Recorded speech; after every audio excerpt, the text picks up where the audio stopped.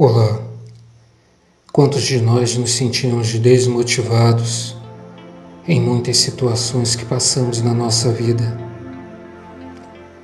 Por causa disso, hoje vou deixar com vocês um áudio do Dr. Laí Ribeiro, de motivação. Pegue um caderno e procure prestar atenção e anotar detalhes importantes dessa palestra. Com certeza, ela vai mudar a sua vida. Eu sou Fábio Ricardo e você está no canal Atração Positiva. Se você gostou, deixe seu like e compartilhe. Com certeza outras pessoas precisam ouvir o que você vai ouvir a partir de agora.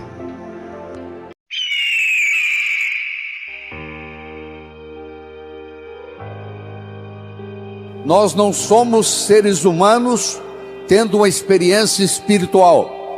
Somos sim seres espirituais tendo uma experiência humana. Não é à toa que nós nascemos chorando, porque nós sabemos a barra que nós vamos enfrentar na vida. Você não faz um bolo só com farinha, nem só com manteiga, nem só com ovos. Você precisa de vários ingredientes. O bolo da vida necessita vários ingredientes. O primeiro ingrediente, eu diria, é o respeito que você tem para com você mesmo. É a sua autoimagem. É o quanto você gosta de você. Ninguém pode ofertar o que não tem. Você não pode ofertar amor para o próximo se você não tem amor por si mesmo. Você não pode ofertar inteligência para o próximo se você não tem inteligência para você mesmo. Você não pode ofertar comunicação para o próximo se você não tem comunicação com você mesmo. Então a primeira coisa que Deus quer da gente é que nós tenhamos o amor próprio, que a gente se respeite no mundo. Isso chama-se autoestima. Isso chama-se autoimagem. E eu tenho uma boa notícia para você. Autoestima e autoimagem não é feito de cimento, não é feito de aço, é feito de linguagem. Ninguém está condenado a ser quem sempre foi. Vou falar de novo. Ninguém está condenado a ser quem sempre foi. Nós somos os únicos animais no planeta Terra que temos a habilidade de transcender. Transcender significa começar de novo. Não interessa o que aconteceu na sua infância, não interessa o sofrimento que você teve até hoje. O seu passado foi uma necessidade para você chegar até aqui. O seu futuro é uma possibilidade para você ir onde você quiser ir. Mas se você não se conscientizar disso, o seu futuro vai ser nada mais, nada menos do que uma repetição dos padrões do seu passado. Quais são os padrões existentes na sua família que você gostaria de se livrar deles? Porque a sua família, como a de qualquer outro, não é perfeita. O indivíduo para ser médico precisa fazer medicina. O indivíduo para ser advogado precisa fazer direito e fazer o exame da OAB. O indivíduo para ser jornalista precisa fazer jornalismo. Para você ser pai e ser mãe, você só tem que fazer uma coisa: copular, ter relação sexual. E os filhos nascem. Então os pais, 99,99%, não estão preparados para ser pai e mãe. Vão aprendendo com o erro dos filhos. Os seus pais erraram com você, os pais deles erraram com eles, você errou com seus filhos vão errar com seus netos. Isso faz parte da vida. Não precisa ficar com sentimento de culpa disso não, porque é assim que é assim que a vida funciona. A gente vai aprendendo com os erros. No segundo filho você já erra menos, no terceiro você erra menos, se você parar e pensar aquilo que está fazendo de errado. O segundo ingrediente do bolo da vida é a comunicação. Na era da agricultura, mandava no mundo quem tinha terra. Eram os coronéis e era vitalício, valia para a vida inteira. Na era industrial, passou a mandar no mundo quem tinha capital, quem tinha dinheiro. Meus amigos, a moeda mudou e muita gente não se deu conta disso ainda. A moeda hoje chama-se conhecimento. Você é rico ou você é pobre em conhecimento. Mas conhecimento só tem validade quando aplicado, quando passado de um cérebro para outro. E a passagem do conhecimento de um cérebro para outro se faz através do diálogo, se faz através da comunicação. Comunicação se tornou essencial, tanto no sucesso pessoal quanto no sucesso profissional. E faz parte da natureza do espírito humano evoluir. Você nunca vai encontrar uma pessoa que vai dizer assim, ó, eu vim aqui pedir uma graça para piorar um pouco a minha vida, porque está boa demais. Eu acho que Nossa Senhora Aparecida nunca escutou essa solicitação de alguém que venha visitar o santuário, dizendo que a vida está boa demais e que queria que piorasse um pouco. Faz parte do espírito humano crescer, evoluir. Galgou uma montanha, que procura uma montanha mais alta. E vocês jovens vão ver isso na vida. Você vai atingir as suas metas. Você quer passar no vestibular, passou no vestibular, quer se formar, quer arrumar um emprego, quer ser promovido, quer montar sua própria empresa, e você vai galgando as coisas na vida. Isso faz parte. À medida que você sobe no escalão da vida, talvez o ingrediente mais importante seja o diálogo, seja a capacidade de se comunicar, seja a capacidade de se expressar, seja a capacidade de entender o outro. Então, se você me permite, eu vou apresentar para você um modelo de diálogo que eu desenvolvi. Você vai ver que eu desenvolvi, porque você nunca viu isso na literatura. Eu criei um modelo para isso. Deixa primeiro eu conversar com você sobre modelo. Se eu desse de presente para você agora uma pérola, você provavelmente ia colocá-la no bolso. Se eu me encontrar com você semana que vem e lhe der uma segunda pérola, de novo, você vai colocá-la no bolso. Se eu der para você daqui 15 dias uma terceira e última pérola, você vai colocá-la no bolso. Se eu me encontrar com você daqui 6 meses e perguntar: onde estão as pérolas que eu lhe dei? Você vai responder mais ou menos assim: a primeira eu coloquei no criado mudo, a pessoa que arruma lá em casa não percebeu, jogou no lixo. A segunda eu esqueci no bolso da calça, a calça foi para a lavanderia e a pérola não voltou. E a terceira eu guardei tão bem guardado que eu acabei escondendo de mim mesmo. Você já escondeu alguma coisa de você mesmo? Você guardou tão bem guardado que você não sabe onde está? Isso acontece com a gente. Se ao invés de eu lhe dar as pérolas, eu lhe desse um fio de nylon e orientasse você para colocar as pérolas no fio de nylon e fizesse um colar e colocasse o colar no pescoço, e eu me encontrasse com você daqui 6 meses e perguntasse: onde é que estão as pérolas que eu lhe dei? Você ia responder: estão aqui, eu fiz delas um colar. Meus amigos, as pérolas são ideias. O cemitério está cheio de gente que teve boas ideias, ou não concretizaram-se, ou pior, estragaram a vida da pessoa. Você não sabe que uma boa ideia pode estragar uma família, uma boa ideia pode estragar uma empresa. Porque mais importante do que a ideia é o modelo para segurar a ideia. Se você conhecer um indivíduo que tem um bom modelo empresarial, Se ele mora em Aparecida do Norte, se ele mora em São Paulo, se ele mora em Tóquio, se ele mora em Nova York, se ele mora em Sydney, na Austrália, ele vai se dar bem, empresarialmente falando, porque ele tem um modelo. A comunicação tem 3 níveis. O primeiro nível eu chamo de boca-ouvido. O segundo nível eu chamo de cérebro-cérebro. O terceiro nível eu chamo de coração-coração.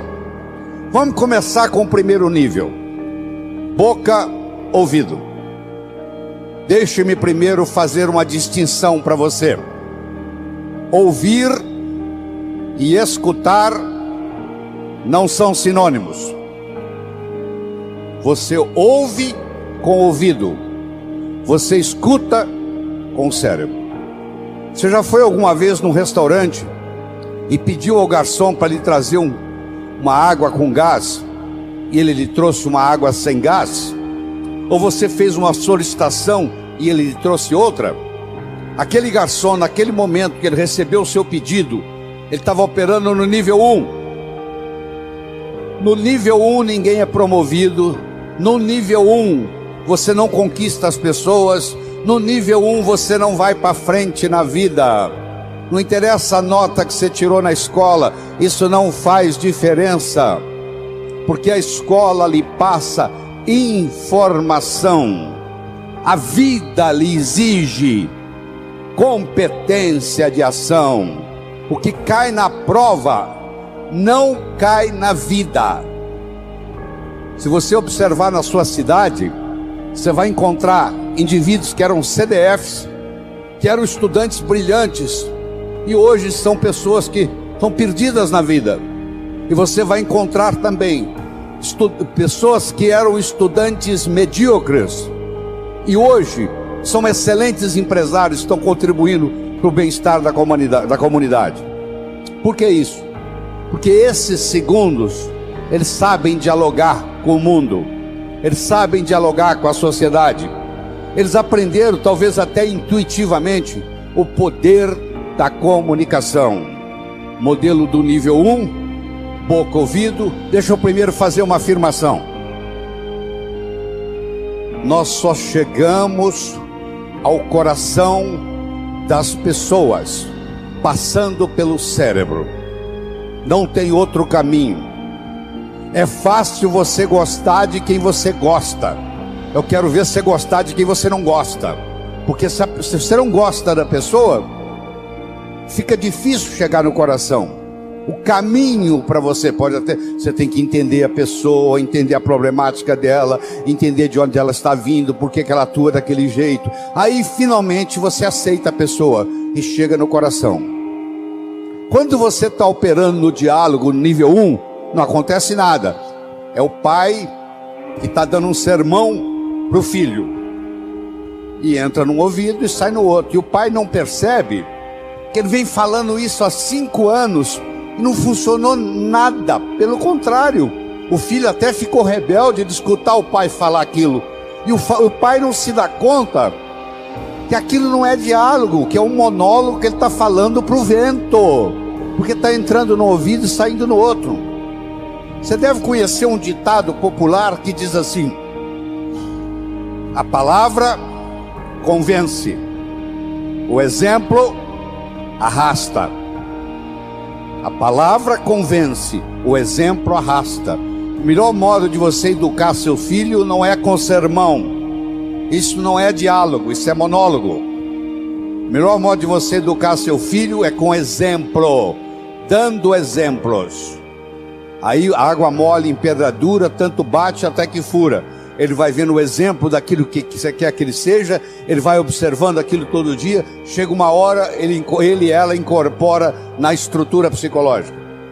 Um pai de 45, uma mãe de 45, que conversa com um filho de 15, ela tem que entender que o filho de 15 nunca teve 45, e uma mãe de 45 já teve 15 anos. Então é função do pai, da mãe, descer ao nível do adolescente, para poder haver uma comunicação. No diálogo, na comunicação, nós temos que modificar um pouquinho aquela frase que você conhece, que não é da Bíblia, tá? Quando eu falar, você vai falar, isso está na Bíblia, não está não. A frase é assim: faça aos outros o que você gostaria que fosse feito a você. A verdade não é bem essa. Faça aos outros o que os outros gostariam que fosse feito a eles. Se eu convidar você para jantar na minha casa em São Paulo, eu não vou lhe servir o meu prato favorito. Pode ser que você nem coma. Eu vou perguntar o que você gosta. Se eu quero agradar alguém num processo de diálogo, eu tenho que ver o que a outra pessoa quer ouvir. Eu vou começar por ali, e não o que eu quero passar. Está acontecendo com a gente. Eu quero mostrar o meu ponto de vista para você, mas eu não me preocupo como que você vai receber esse ponto de vista. Aí sabe o que acontece? A natureza colocou um ouvido no mesmo nível do outro. Entra num ouvido e sai no outro.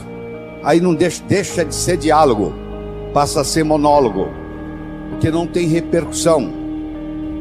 Para esse diálogo se ocorrer, primeiro eu tenho que ter uma mensagem forte. Você só vai continuar me escutando se você estiver gostando da mensagem. Eu tenho que ter algo para poder passar para você. Essa é a mensagem. Segundo, nós temos que conversar de uma forma metafórica. Como é que Jesus ensinava?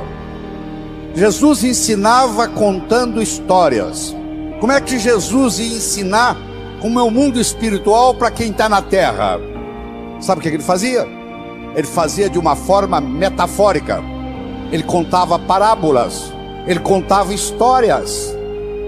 Quando eu lhe conto uma história, você não pode dizer que você não concorda com ela. Eu estou lhe contando uma história, e dentro da história eu coloco a ideia que eu quero passar para você. Era uma vez um navio de alta prioridade, porque carregava ouro, e de repente o motor desse navio enguiçou, e o dono do navio disse: para, traga aqui o melhor mecânico da região. Eles trouxeram. Ele trabalhou um dia inteiro, não conseguiu consertar o motor. Ele disse: para, traga aqui o melhor engenheiro mecânico do país mais próximo. Eles trouxeram. Ele trabalhou 2 dias, não conseguiu consertar o navio. Ele disse: para, traga aqui de onde estiver, de helicóptero, quem montou essa máquina desse navio. E eles procuraram, encontraram e trouxeram ele e um assistente.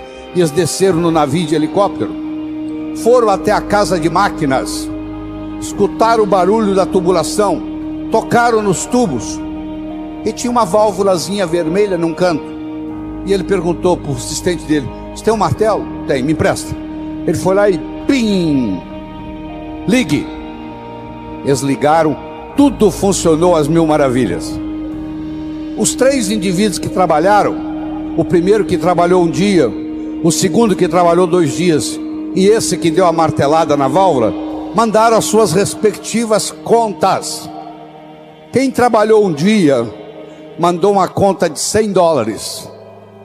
Quem trabalhou 2 dias mandou uma conta de $400, $200 por dia, porque ele havia trabalhado 2 dias e ele era mais sofisticado do que o outro. E quem deu a martelada mandou uma conta de $10.000.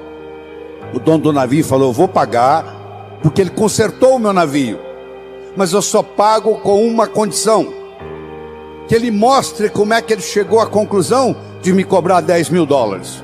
E ele mandou um bilhete para o dono do navio: para dar a martelada, $1, para saber onde bater com o martelo, 9.999. Olha que interessante.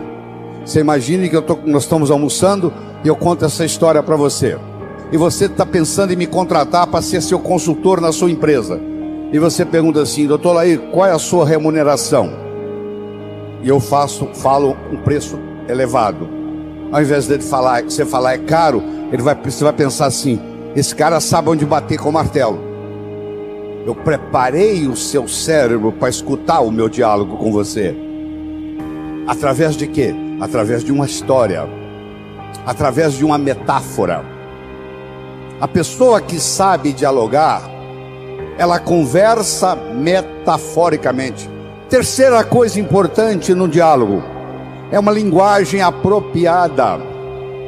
Você já foi a um médico e o médico começa a usar aquela terminologia médica que só ele entende, e aí você volta e a sua família te pergunta: e aí, o que você tem? O que o médico falou? Ah, não entendi o que o médico falou. Esse médico não tem nada de inteligente. E outra coisa importante é a percepção. Uma coisa é o que você está passando, a outra coisa é que o outro está captando. Ah, você é um vendedor? Sou. Você é um bom vendedor? Ótimo vendedor. E aí, você tem vendido bem? Não, tem vendido muito mal. Então você não é um bom vendedor. Talvez a sua linguagem não está sendo apropriada, talvez a sua mensagem não está sendo forte o bastante, talvez você não esteja fazendo uso dos recursos, da metáfora, das histórias, do diálogo desse jeito. Quando você termina, a pessoa se sente convidada a participar das suas ideias. Ela se sente... O filho, quando um pai sabe ter um diálogo com ele, quando termina o diálogo, o filho se sente convidado a experimentar o que o pai está falando para ver se dá certo. É um convite que ele recebe. Na vida, nós somos julgados por quatro coisas. Quatro coisas. Nós somos julgados por aquilo que fazemos. Você pode marcar no seu relógio. Você encontra um estranho na festa. Nos próximos 5 minutos, ele vai perguntar para você assim: o que você faz na vida? A que é que você se dedica? Eu posso ter 2 pedreiros, um trabalhando ao lado do outro. Eu chego perto do primeiro pedreiro e pergunto: o que você faz na vida? Ele fala: eu sou pedreiro. Eu coloco um tijolo em cima do outro. Eu chego perto do segundo pedreiro que está ao lado dele e pergunto: o que você faz na vida? Se eu sou pedreiro, eu estou construindo o Maracanã, o maior estádio de futebol do mundo, que vai ficar aqui para a posteridade. Quero que você saiba que os dois fazem a mesma coisa. Só que esse segundo pedreiro, ele não vai ser pedreiro muito tempo não. Logo ele vai ser construtor, porque ele não está colocando um tijolo em cima do outro. Ele está construindo Maracanã. Quando alguém lhe pergunta: o que você faz na vida? Você tem que responder de um modo que agregue valor à sua contribuição para o mundo. Então, você quer melhorar seu poder de diálogo, você tem que definir a sua contribuição no universo de uma forma que agregue valor. Segundo, você é julgado pela sua aparência. Não é estar bem vestido, não. Estar adequadamente vestido para a ocasião. Você não quer ir num médico que está de camiseta. Você quer ir num médico que esteja de branco, de preferência com estetoscópio no pescoço. O branco tem um arquétipo de cura. Terceiro, você é julgado pelo que você diz. Enquanto você não disse nada, ninguém sabe se você é inteligente ou deixa de ser. No momento que você falou e falou besteira, não tem jeito de você voltar atrás. Uma palavra falada, uma flecha lançada, uma oportunidade perdida, não tem jeito de voltar atrás. Então muitas vezes você tem que morder a língua e finalmente ser julgado, não só pelo que você diz, mas como você diz o que você diz. Eu poderia trazer alguém aqui que falasse exatamente o que eu estou falando. A apresentação poderia ser muito melhor ou muito pior, porque não é só o que eu estou falando que conta, é como eu estou falando o que eu estou falando. E nessa parte do diálogo, de como dizemos o que dizemos, vem o modelo que eu estou discutindo com você, que tem um nível 1, que não acontece nada, que você está perdendo tempo, que é o boca-ouvido. É o que você pede o garçom uma água com gás, ele traz uma água sem gás, porque entrou num ouvido e saiu no outro. E muitas pessoas trabalham nesse nível e não vão para frente na vida, porque comunicação é essencial. Nós começamos falando da autoestima, estamos falando da comunicação, do diálogo. Deixa eu tocar um pouquinho nos outros. O bolo da vida tem vários ingredientes. Outra coisa importante para você jovem que está nos assistindo, e é jovem de qualquer idade, juventude é uma coisa que você decide.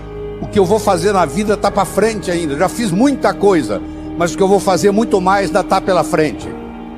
Quando eu mantenho esse foco no que eu vou fazer, o meu organismo não envelhece. Ele mantém a energia da juventude. Todos vocês conhecem o conceito de uma ampulheta, não conhece? Você já pegou uma ampulheta na mão? Aquele reloginho de areia? Vamos imaginar uma ampulheta. A ampulheta tem a areia que ainda não caiu, a areia que está caindo e a areia que já caiu. A areia que ainda não caiu é o futuro. A areia que está caindo é o presente. E a areia que já caiu é o passado. Você aprendeu, e é verdade que você aprendeu, que o passado cria o presente cria o futuro. Isso é verdade, verdadeiro. Mas Einstein provou a não linearidade do tempo. O tempo não é linear. Então eu vou provar para você agora, nessa conversa aqui, que o futuro cria o presente também. E o presente recria o passado.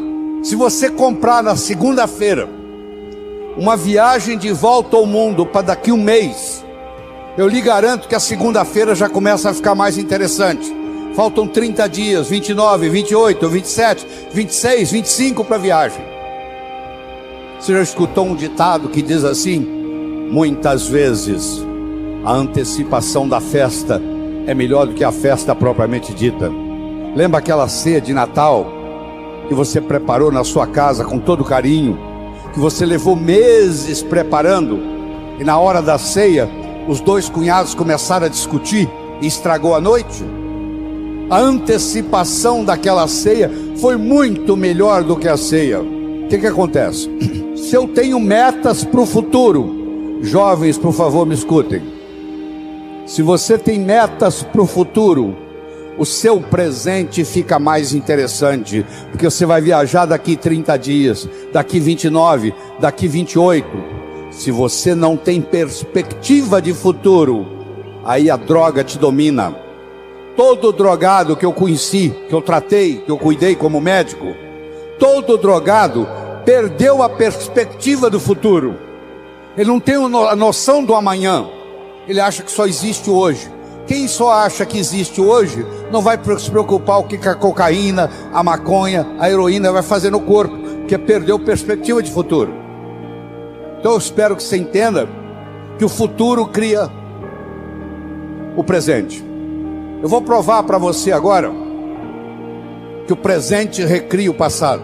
Chegou uma senhora e disse: doutor Laí, eu estou aqui porque eu estou num processo de divórcio e fiquei sabendo que o seu curso fortalece o emocional, eu vim aqui fazê-lo. Deixa ele me contar a minha história.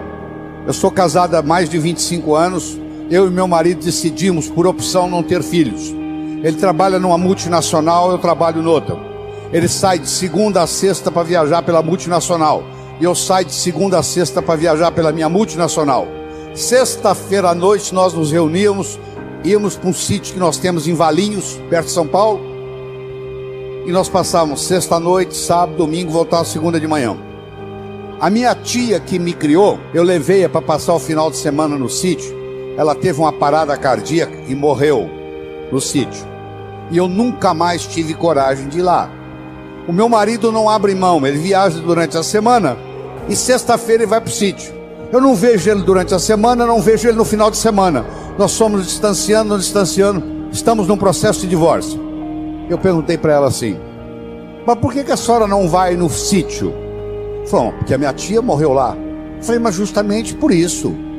A sua tia saiu lá da Europa para te dar esse presente, para morrer no sítio, para mostrar para você o quanto que ela gostava de você. Isso tem uma simbologia. Dá para você captar essa simbologia, que ela fez questão de vir morrer do seu lado. E eu fui falando, ela foi escutando, ela não conseguia parar de olhar no relógio. E o que ela queria? Ir para o sítio. Até o final da história, ela voltou a ir para o sítio, está casada com o marido até hoje. Eu não consigo mudar o fato da tia dela ter morrido no sítio, eu mudei no diálogo a interpretação da morte da tia dela no sítio.